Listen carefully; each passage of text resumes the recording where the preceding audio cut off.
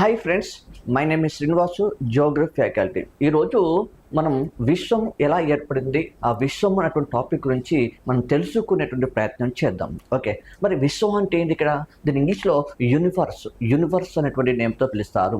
Okay, మరి విశ్వం అంటే ఏంటంటే ఇక్కడ వెరీ సింపుల్.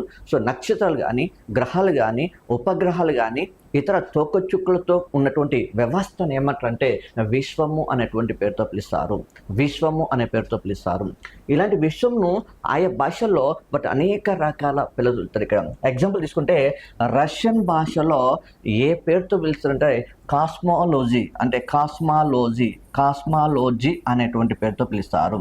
అట్లా మనం తీసుకుంటే అమెరికన్ భాషలో తీసుకుంటే దాన్ని ఆస్ట్రానామీ అనేటువంటి పేరుతో పిలుస్తారు. అట్లా మనం ఇంకా తీసుకుంటే జ్యోతిష శాస్త్ర ప్రకారం తీసుకుంటే దాన్ని ఏమంటారంటే ఆస్ట్రాలజీ అనేటువంటి పేరుతో పిలుస్తారు. ఈ రకంగా విశ్వంను ఈ భాషలో ఈ రకమైనటువంటి పేర్లతో మాత్రమే పిలవడం జరుగుతుంది.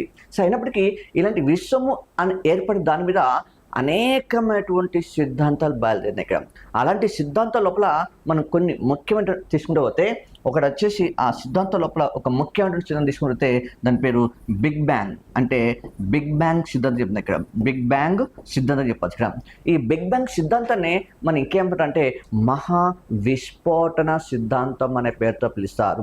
చూడండి, ఈ బిగ్ బ్యాంగ్ సిద్ధాంతం ఎట్టుందో దీన్ని ఎవరు ప్రతిపాదిస్తారంటే అబి జార్జ్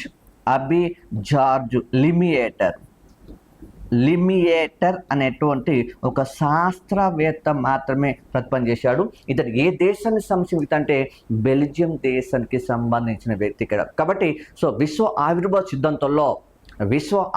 సిద్ధాంతంలో అతి ప్రధానమైనటువంటి నమ్మదగ్గ సిద్ధాంతం ఏదంటే ఓన్లీ బిగ్ బ్యాంగ్ సిద్ధాంతం చెప్పచ్చు. ఈ బిగ్ బ్యాంగ్ సిద్ధాంతాన్ని మనం మహావిస్ఫోటన సిద్ధాంతం అనే పేరుతో